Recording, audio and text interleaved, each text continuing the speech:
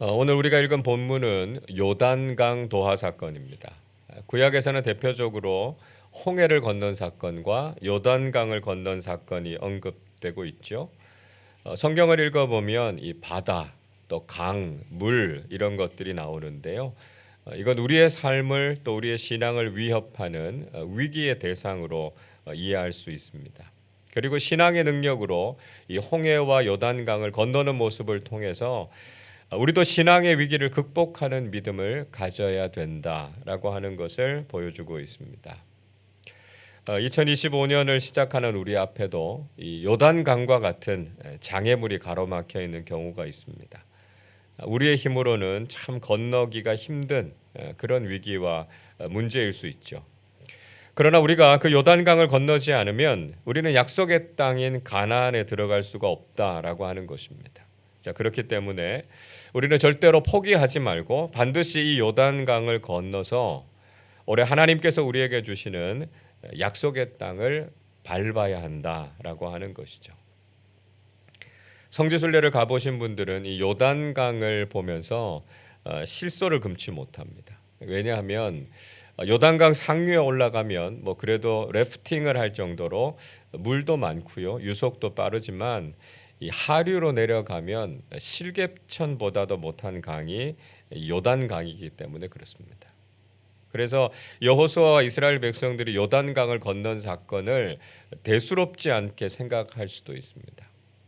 그런데 오늘 15절의 말씀에 보면 이렇게 기록하고 있지요. 요단의 곡식을 거두는 시기에는 항상 언덕에 넘치더라. 이렇게 이야기합니다. 자, 이 시기는 대략 한 3월에서 4월 정도 일반적으로 추수할 시기였는데요.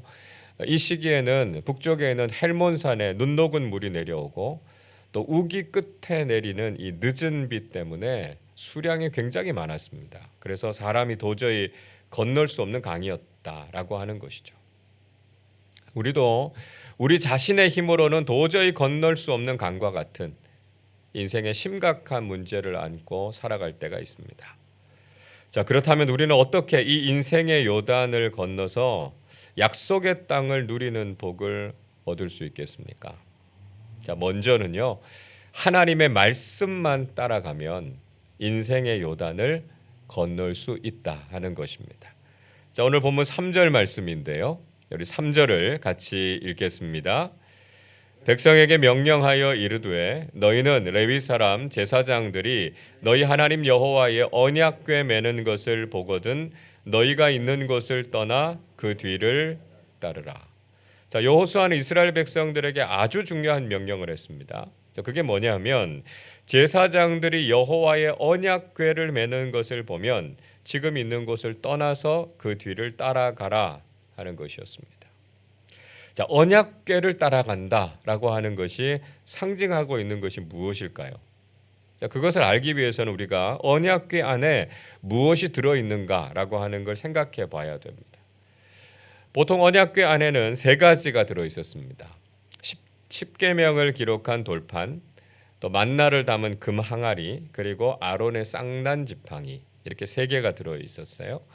자, 이 10계명의 돌판은 하나님께서 주신 율법을 상징하는 것이. 자, 둘째로 만나라고 주신 말씀을 의미하는 것입니다. 자, 둘째로 만나라고 하는 것 하나님께서 주신 영적인 양식입니다. 특별한 은혜를 상징하는 것이죠. 그래서 하나님께서는 이 만나를 통해서 우리가 떡만 먹고 사는 것이 아니라 하나님의 모든 말씀으로 살아야 한다라고 하는 것을 깨닫게 해주셨습니다.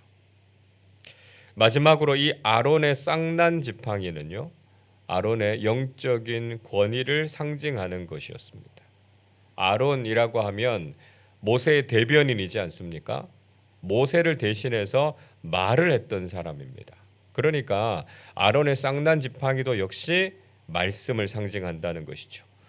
그래서 여호와의 언약궤를 따라간다라고 하는 것은 정확하게 하나님의 말씀을 따라간다라고 하는 것을 상징하고 있습니다. 우리가 인생의 위기, 즉 이 인생의 요단을 건너기 위해서는 반드시 하나님의 말씀을 따라가야 된다라고 하는 것을 우리에게 일깨워 주고 있다라고 하는 것이죠. 자, 그런데 이어서 여호수아가 좀 이상한 명령을 했습니다. 4절을 보십시오. 그러나 너희와 그 사이 거리가 2000 규빗쯤 되게 하고 그것에 가까이 하지는 말라. 그리하면 너희가 행할 길을 알리니 너희가 이전에 이 길을 지나보지 못하였음이니라 하니라 말씀합니다. 자, 여호수아는 제사장들과 이스라엘 백성들 사이의 거리를 2000 규빗 정도 떨어지게 하고 너무 가까이 가지는 말아라 이렇게 명령했습니다. 자, 한 규빗이 대략 한 45cm, 50cm 정도 되니까요. 2000 규빗이라고 하면 대략 한 900m에서 1km 정도 되는 거리입니다. 자, 왜 여호수아가 이스라엘 백성들에게 언약궤와 제사장들과의 사이를 이스라엘 백성들과 언약궤를 맨 제사장들과의 사이를 이 정도 거리로 떨어지게 했을까요? 만약에 이스라엘 백성들이 언약궤와 밀착해서 따라갔다면 어떤 일이 일어나게 됐겠습니까? 당시에 이스라엘 백성들은 장정들만 60만 명이었고요. 여자와 어린아이들을 다 포함하면 한 200만 명 정도 되는 그 엄청난 인원이었습니다. 그래서 만약에 그들이 이 언약궤와 밀착해서 따라갔다면 앞줄에 있는 몇몇 사람들은 언약궤를 보고 따라갈 수 있었겠지만 나머지 사람들은요, 그 앞에 있는 사람들의 뒤통수만 보고 따라갔을 겁니다. 근데 거리를 띄우면 어떻게 됩니까? 행렬의 제일 앞에 있는 사람들부터 제일 마지막에 있는 사람들까지, 그러니까 말씀이 어디로 가는가 하는 것을 보면서 따라갈 수 있었다라고 하는 것이죠. 그래서 모든 사람들이 다 말씀을 보고 말씀을 따라갈 수 있도록 하기 위해서 거리를 띄우라 이렇게 명령을 했던 것이죠. 오늘 이 명령은 우리에게도 시사하는 바가 아주 크다고 말할 수 있습니다. 우리가 새해를 맞아서 알 수 없는 인생길을 걸어가야 할 때 우리는 무엇을 따라가야 하겠습니까? 그저 다른 사람들이 어떻게 하는지, 다른 사람들이 어디로 가는지 그 사람들의 뒤통수만 보고 따라가면 안 된다는 것이죠. 우리는 기록된 하나님의 말씀을 읽고 그 말씀을 묵상하면서 말씀이 인도하시는 대로 순종하면서 살아가야 한다는 것입니다. 말씀이 이끄는 삶으로 나아가면 우리는 위기를 극복할 수 있고요. 반드시 인생의 요단을 건너서 약속하신 복을 누리는 한 해가 될 수 있다는 것입니다.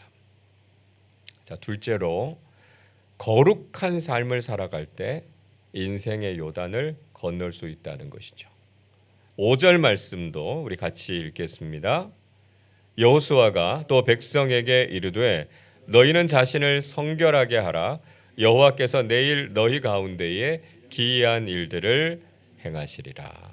자, 여호수아가 또 한 가지 이스라엘 백성들에게 부탁한 것이 있었습니다. 그것은 자신을 성결하게 하라 하는 것이었습니다. 즉 그들이 거룩해지면 요단강을 건널 수 있다 이렇게 말했던 거죠. 자, 여러분, 그런데 거룩해지는 것과 요단강을 건너는 것이 무슨 상관이 있습니까? 강을 잘 건너려고 하면 강을 잘 건널 수 있는 준비를 해라 이렇게 이야기해야 될 텐데 뜬금없이 거룩한 삶을 살라 이렇게 요구하고 있는 이유가 무엇이겠습니까? 어차피 요단강은요, 우리 인간의 노력으로 건널 수 있는 강이 아닙니다. 그렇기 때문에 하나님의 도우심과 하나님의 일하심이 반드시 필요하다는 거죠. 여호수아는 자신을 성결하게 하면 하나님께서 그들 가운데 기이한 일을 행하실 것이다 이렇게 선포했습니다.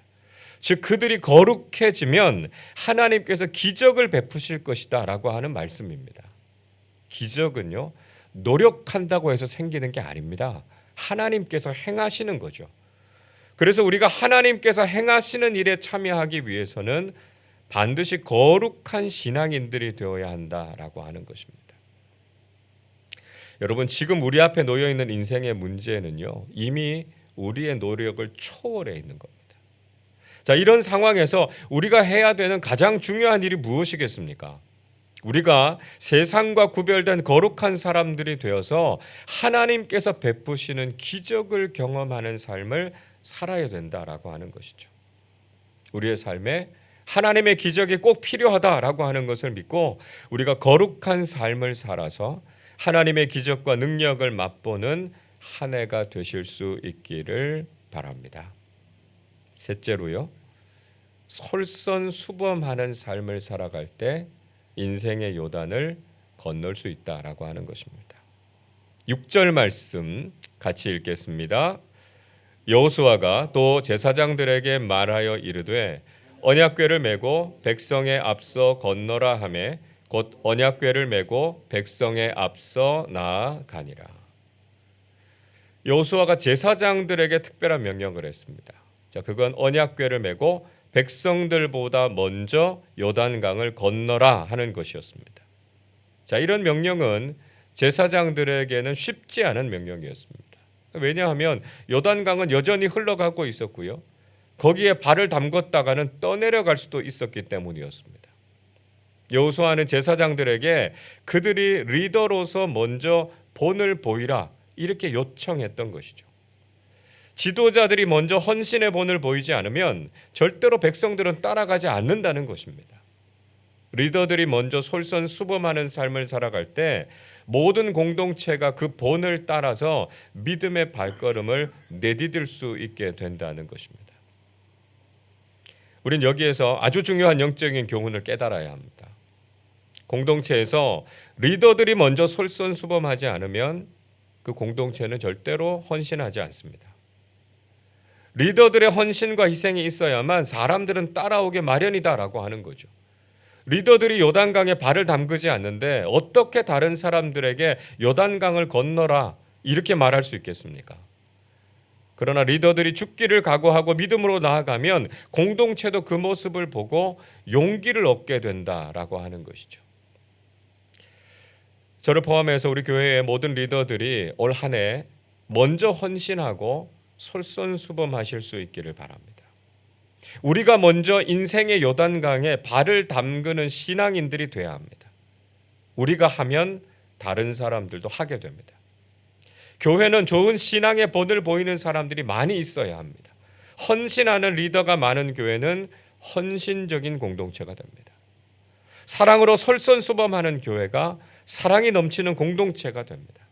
올해 우리 교역자들과 리더들 그리고 이렇게 새벽을 깨우고 기도하시는 우리 모두가 먼저 헌신하고 섬기는 본을 보이셔서 모든 교우들이 주님 앞에서 헌신하는 공동체가 될 수 있기를 바랍니다. 자, 결국 이스라엘 공동체는 요단을 건너가게 됩니다. 17절을 보십시오.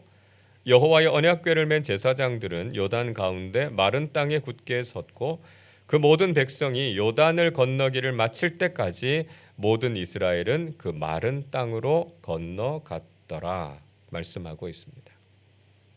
언약궤를 맨 제사장들이 요단강에 발을 담궜을 때 요단강에 흐르던 물이 끊어졌습니다. 그리고 제사장들은 요단강 가운데 마른 땅에 섰고요. 모든 백성들도 마른 땅을 건너갔다 이렇게 말씀하고 있습니다. 자, 마른 땅을 건너서 갔다면 얼마나 쉽게 건널 수 있었겠습니까? 언덕에 차도록 수량이 많았던 요단강도 마른 땅처럼 건널 수 있다면 하나도 힘들지 않았을 겁니다. 여러분, 올 한 해 우리 모두에게 이런 은혜와 기적이 나타나기를 축복합니다. 우리를 삼켜버릴 것 같은 인생의 요단강이 끊어지고 마치 마른 땅을 건너는 것 같은 영적인 승리가 있기를 바랍니다. 우리 앞에 그 어떤 인생의 요단강이 있다고 하더라도 말씀을 따라서 거룩하게 살아가시고 솔선수범하는 믿음의 삶을 사셔서 요단강을 마른 땅같이 건너서 약속의 땅에 들어가는 축복을 누리는 한 해가 되시기를 주님의 이름으로 축원합니다. 기도하겠습니다. 사랑과 능력이 한량없으신 하나님 아버지, 2025년 새로운 한 해를 저희들에게 허락해 주심에 감사드립니다. 비록 언덕에 차고 넘치는 것 같은 인생의 요단강이 우리를 가로막고 있다고 하더라도 믿음으로 이 요단강을 건너서 약속의 땅 가나안에 들어가는 복된 신앙생활을 하는 한 해가 되게 하여 주옵소서. 오직 하나님의 말씀에만 순종하게 하시고 그 말씀만 따라가게 해 주옵소서. 세상과 구별된 하나님의 사람들이 되게 하셔서 하나님의 기적에 동참하는 사람들이 되게 해 주옵소서. 다른 사람들을 탓하지 않게 하시고 우리 자신이 솔선수범하는 신앙인들이 되어서 올해도 우리 공동체가 하나님 앞에서 믿음으로 헌신하게 해 주옵소서. 그래서 인생의 요단강을 마른 땅으로 건너는 것처럼 우리 인생의 모든 문제가 해결되게 하시고 약속의 복을 누리는 복된 새해 되게 하여 주옵소서. 감사드리며 우리 주님 예수 그리스도의 이름으로 기도하옵나이다. 아멘.